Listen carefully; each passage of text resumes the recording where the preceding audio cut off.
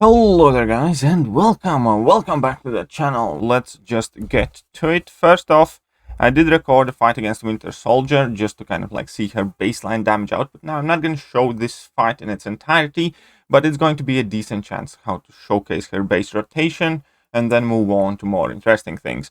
So Jabari Panther basically amps up by striking stunned opponents. So ability to parry the opponent and striking them whilst they are stunned is extremely important in order to access kind of like proper real damage output. Now, even though you at the point where you still do not have Fury or that huge precision buff, you still do relatively decent amount of damage. Every single crit on the hit also inflicts a relatively strong, long-lasting bleed. So her damage output by far is not the worst in general. However, the ramp-up process definitely could be better, and it does feel like a chore to do. Since that is your goal in every single fight, that is going to be your entire thing playing with Jabari Panther. Even if you're not going against like super stacked opponents, you will not use this champion like you do many others, where you just enter the fight, start 5, comboing them, get special 2, drop special 2. You do need to work for your damage. You do need to pay attention at all times.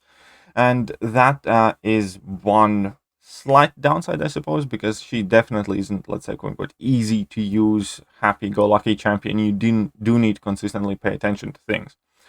Few more additional things. Whilst you are striking opponent, whether directly hitting them or hitting their block, you get that green timer popping up at all times, and that is basically your cleansing mechanic. Whereas if any debuff is inflicted upon you whilst the timer is still up there, you basically immediately purify it, and that's great. That is very useful ability, and it's also first time we're seeing it in this type of format in the game, so that is definite upside for Jabari Panther. Now for a longer fight, my personal recommendation is obviously go for 2 level 3s. It will inflict a very long lasting stun, so ideally you should make sure that the opponent doesn't have any power before you do. And it also gives you 3 of those permanent Huntress charges. Now, I did mention at the start of the video that you do want to be striking stunned opponent, and basically every time you do, once per 1.75 seconds, something like that, you gain a Huntress charge. Once you reach 10, you enter the Hunt, and the Hunt gives you that stacked precision buff. And if you happen to activate special attack within a second of you reaching 10 charges, you also gain a massive Fury, which is basically the core rotation for Jabari Panther.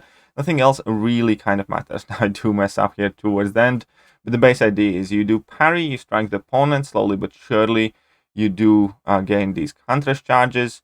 If you do have synergy, you can actually gain 2 per parry stun. It takes a bit of practice because there is a synergy that extends her stun duration, and if that stun lasts its entire duration, you can kind of significantly speed up the ramp-up process and reduce the amount of parries that are needed. Or my personal favorite for her, synergy with Tiger or Elsa, where you can gain these charges also performing intercepts. And other than that, the rotation is fairly simple. The level 2 actually pretty much does nothing by itself outside of does a lot of damage and pauses your buffs and hunt, I believe. And level 1 inflicts ensnare on opponent, and ensnare is debuff that prevents them from evading and prevents you from missing.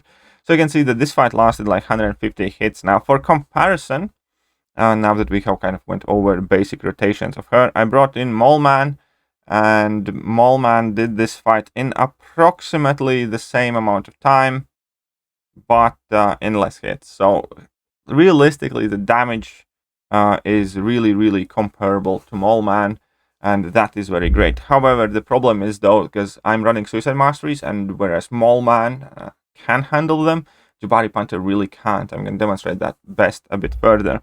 Now for this clip, I want you guys to pay attention. Now I have jacked her up a bit with synergies. You can see that I'm using Odin's pre-fight ability, Storm X for longer stun, and then I'm using also Angela and Mr. Fantastic in order to be able to extend the buffs and extend that Fury. Now, there are tons of different synergy teams that you can use, but the result of that was decent increase. It was easier to ramp, easier to get the charges. It does take a bit of practice, and with that, obviously, we're going to be able to see that the fight's also going to be finishing quite significantly quicker. So if you synergize her up, I got 128, but it wasn't like a massive increase. Overall, I definitely must say that Jabari Panther doesn't really rely on any specific synergies. That one that extends stand duration is nice. It speeds up her ramp up, which is something you definitely do want in like shorter fights. And the one that lets you gain charges as you intercept is quite helpful. And another one that can be useful is with Black Panthers and Killmonger, that basically lets you double up in your cleanse, which I'm going to showcase later why it can be extremely important and extremely vital. Because cleanse mechanic is working perfectly as long as it comes to a single debuff. But obviously, if you have a larger amount of debuffs incoming, there can be some problems. Now here is just a very quick random fight to showcase her in Cavalier difficulty as a rank 3 5-star. So she is going up against a relatively stacked opponent here. And obviously she is also benefiting from those Furies as her bleeds are expiring. 6 Furies at the point of activating level 2. Decent amount of damage for sure. And another thing is clear that alongside having quite good damage output, she is going to be incredibly fun to play in certain situations by being able to get up to like 20 plus bleeds and just doing a lot of damage in general. Now this bit I didn't want to quite show yet. We're going to get back to it a bit later, but here we're going to show her against an evade opponent, against champions that evade and or inflict her with debuffs. She can ramp up quicker, which is almost like the only scenario where I'd actually kind of want to use her, and actually not really the evade bit, but the debuff bit. Because if you have to get to 10 charges every single fight from get-go, it kind of feels quite a bit more of a hassle than it's worth. As I said, you have to work for it all the time, and there's no real good reason why would you want to do that. You might as well just bring in your Ghost Omega Red Corvus or whoever that just has smoother experience. Now, if opponents evade or inflict you with debuff and you have under 500 charges, you basically immediately gain 3, so you can ramp up a lot quicker. We could see here that by the time I got level 331 hits, the fight is over. And here is going to be a scenario where the Black Panther synergy would have been extremely useful. Now, this Hulkbuster has Biohazard on him. However, Hulkbuster himself has ability to inflict you with shock debuff. We can see that I'm ramping up quick. I'm at 7 charges here at this point, and the fact that I was able to purify some debuffs was amazing. Now I have no way of getting rid of that armor break, not that I'd really want to, but here we can see a fail. A bleed gets through, another bleed gets through, third bleed gets through, and why is that?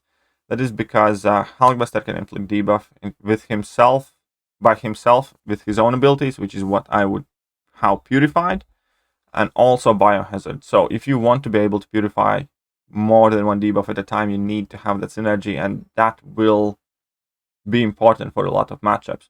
Now here I did want to see a bit of a comparison, because I brought in my Falcon, and I wanted to see how well Falcon will deal against this Miles, where we used a Jabari Panther before, because this is pretty much perfect matchup for Falcon as well.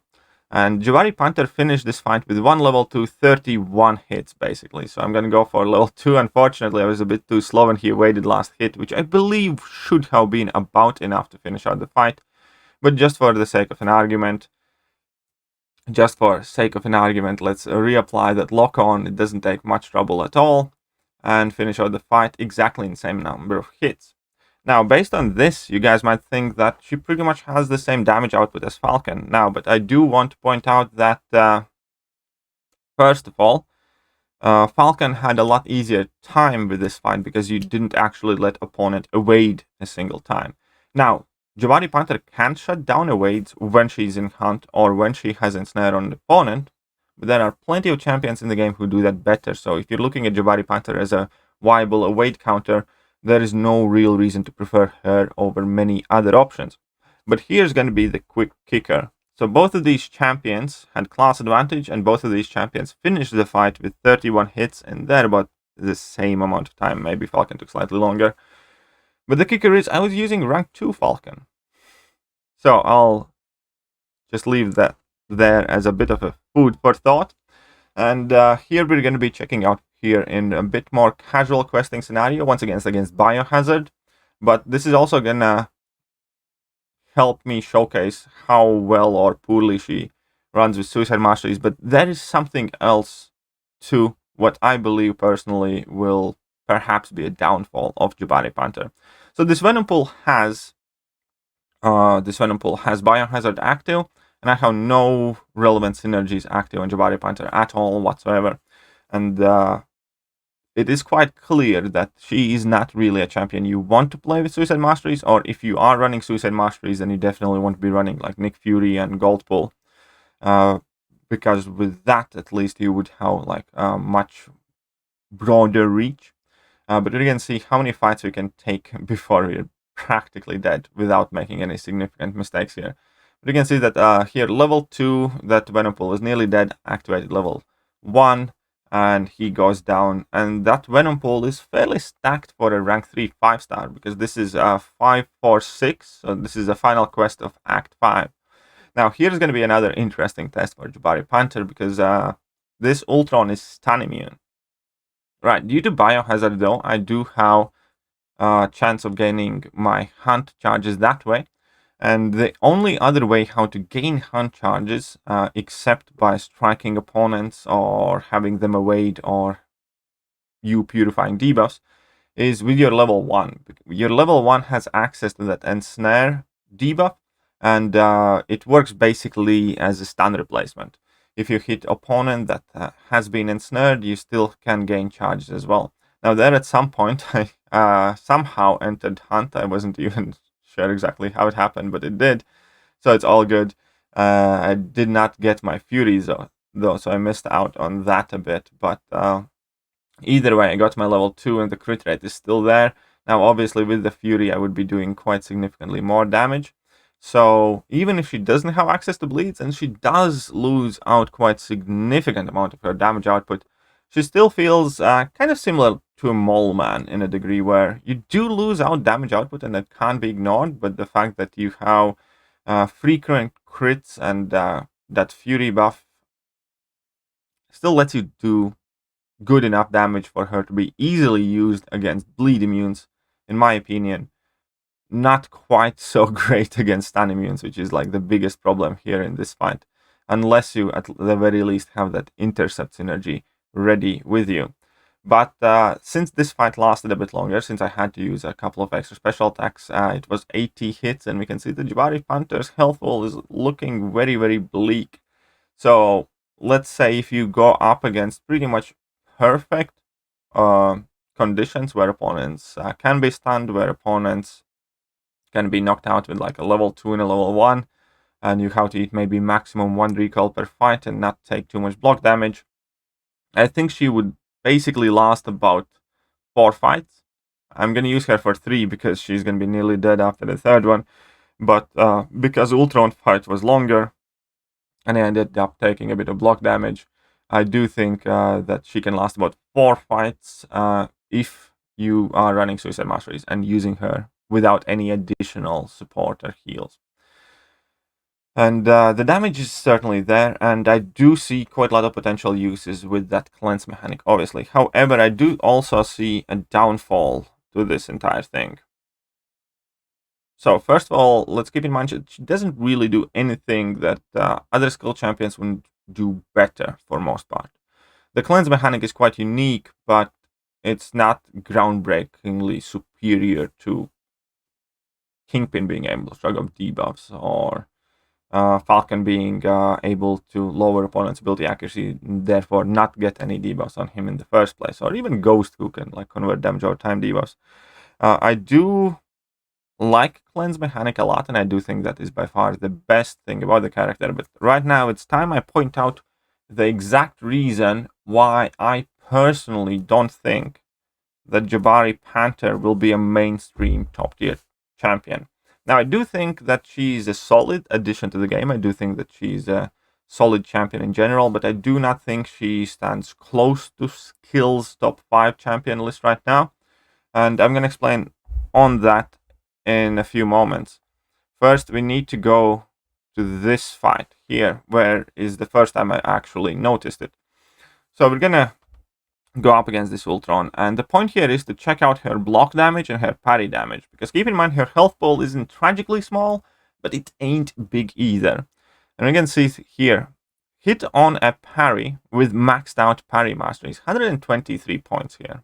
I have maxed out parry mastery and maxed out block proficiency as well. So we're taking 400 damage per blocked hit and 123 damage on a parry. Now let me bring in Killmonger, which I just happen to have with me right there. And let's see how Killmonger does in the same situations, because it's also a rank 3 5-star. So Killmonger is taking 65 on parry. So he's taking basically half the damage. And he has bigger health pool. And we can see that even by visually looking at my health bar, the damage there is nowhere near close to the same thing. But okay, Killmonger, let's say, is a tanky champion. So let's compare with some other skilled champions, how much block damage he realistically is taking.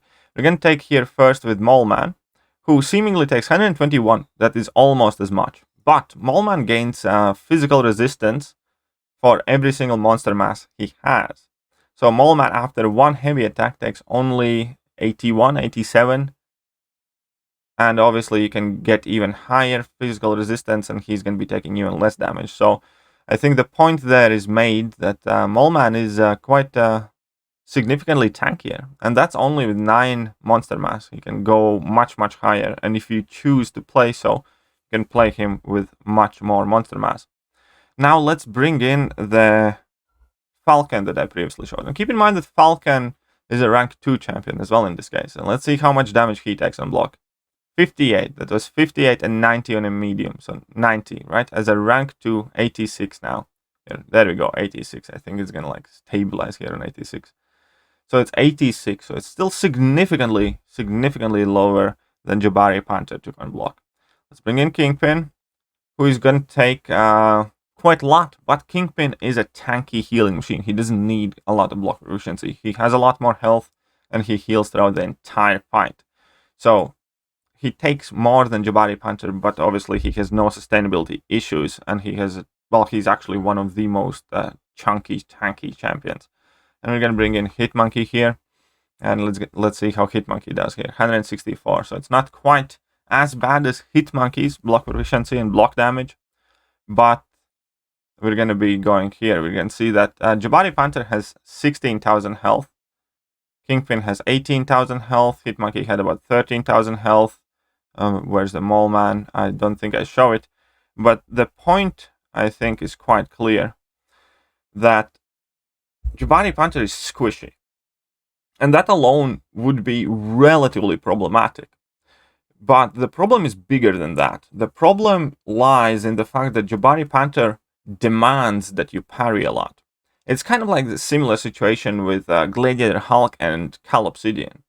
Now, when Gladiator Hulk came out, nobody complained about Gladiator Hulk's block proficiency, because the entire thing about him was that he had the face me mechanic, and you could attack freely. You didn't have to parry 2 combo, you didn't have to parry heavy, therefore you, in an average fight, have to parry a lot less, and nobody even noticed how much damage he takes on block.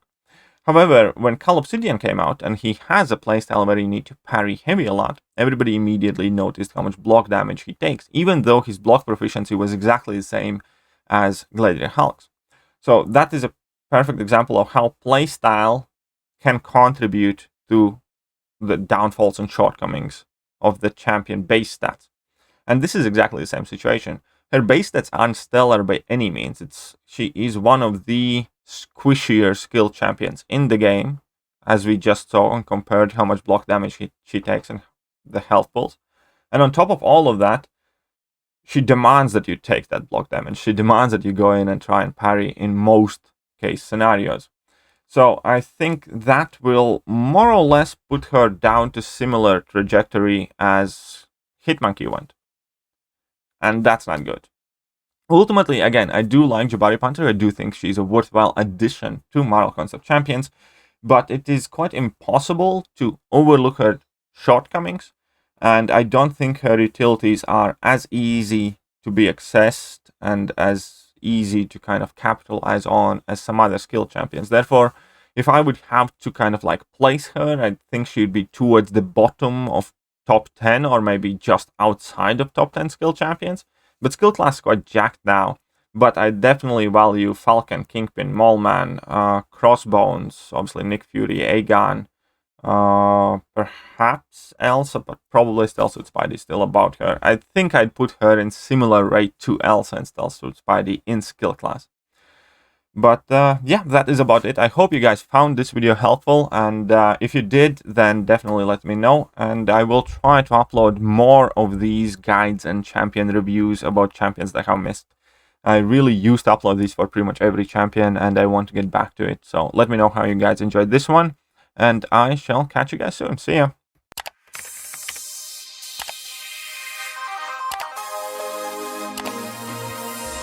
Hello there guys, and welcome back to the channel. So we have all the information about the